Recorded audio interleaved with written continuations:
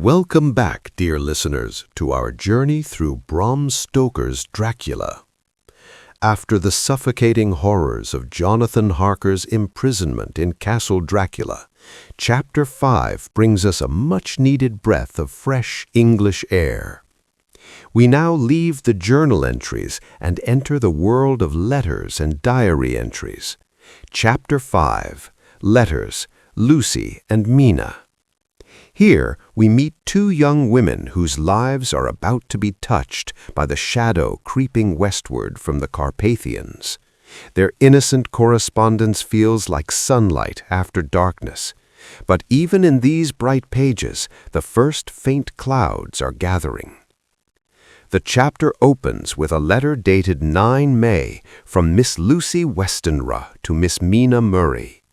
Lucy is bright, beautiful, and full of life, an 18-year-old girl with golden hair and a joyful spirit. She writes from Whitby, the charming seaside town in Yorkshire, where she is staying with her mother. Her letter bubbles with excitement and gossip. She tells Mina that she has received 3 proposals of marriage in one day, an astonishing feat even for a girl as lovely as Lucy. The first came from Dr. John Seward, a young psychiatrist who runs a lunatic asylum in London. He is serious, intelligent, and clearly deeply in love. The second was from Mr. Quincy P. Morris, a rich Texan adventurer with a warm heart and a cowboy's straightforward charm. He proposed with genuine cowboy gallantry, even offering to rope and brand any rival who stood in his way. But the third, and the one that made Lucy's heart beat fastest, was from Arthur Holmwood, the son of Lord Godalming. Arthur is handsome, kind, and everything a young Victorian lady could dream of. Lucy confesses to Mina that she has accepted Arthur's proposal. She is radiantly happy. Yet she feels a little guilty. She writes tenderly, "I feel so happy that I can hardly contain myself, but I am sorry for poor Dr. Seward and dear Mr. Morris. They are both such good, noble men."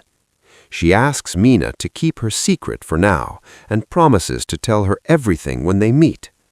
Lucy ends her letter with playful affection.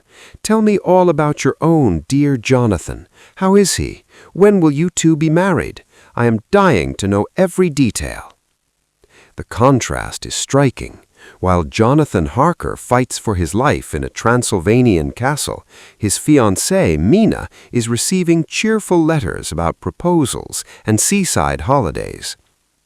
Next comes Mina Murray's reply to Lucy, dated 17 May, written from Exeter. Mina is more serious and practical than her friend.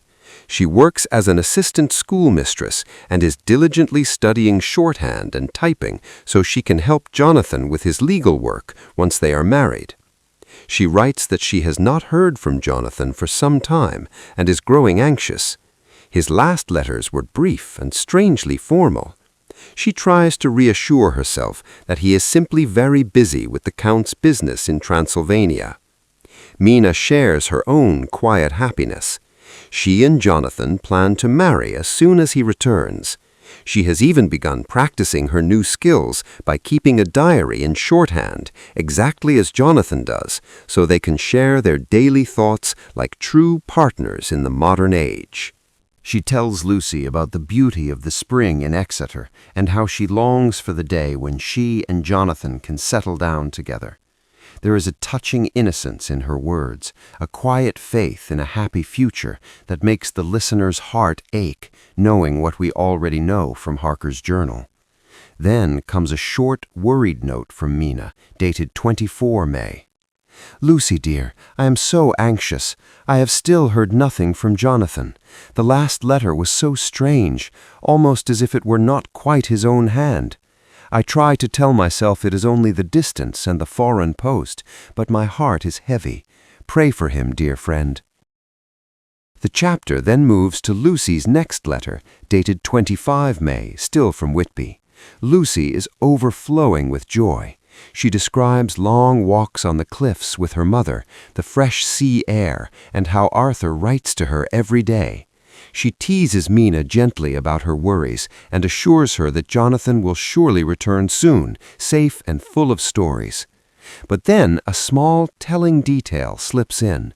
Lucy mentions that she has been having strange dreams lately, dreams in which she walks in her sleep, something she used to do as a child.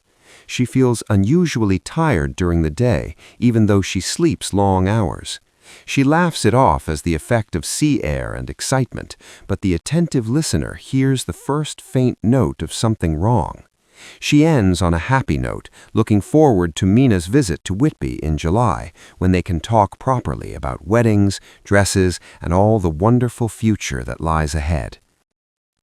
Finally, we read an entry from Mina Murray's journal, dated 1st July, now written from Whitby, where she has joined Lucy and her mother.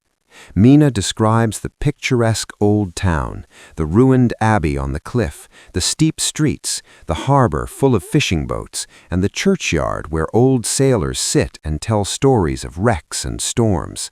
Mina and Lucy spend many hours in that churchyard, sitting on the tomb of a man named Swales, listening to his tales of the sea. Mina is still worried about Jonathan. No letters have arrived.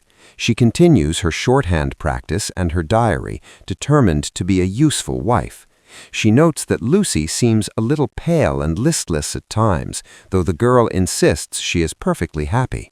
One small but chilling observation: Mina mentions that on moonlit nights, Lucy likes to sit by the window looking out over the sea.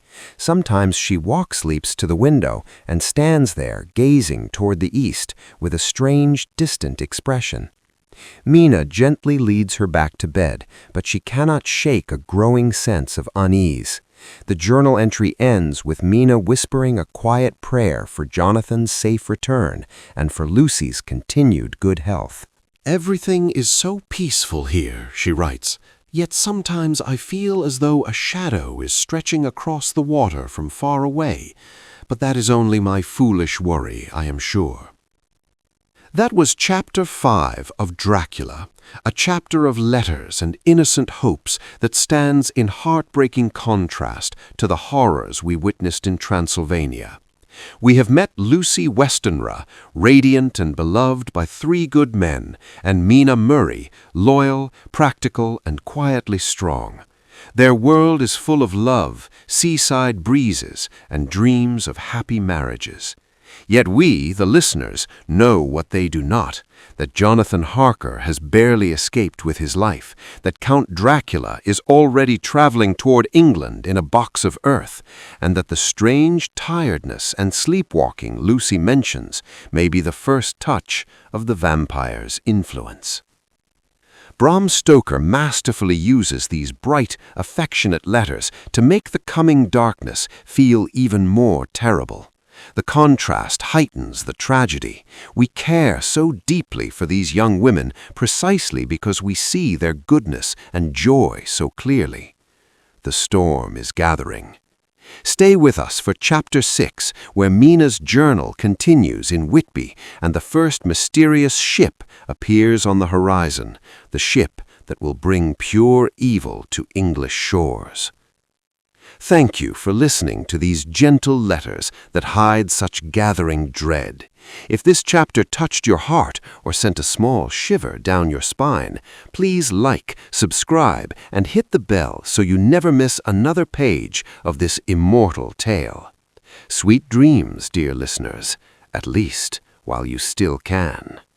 Until next time, keep your windows closed when the moon is full.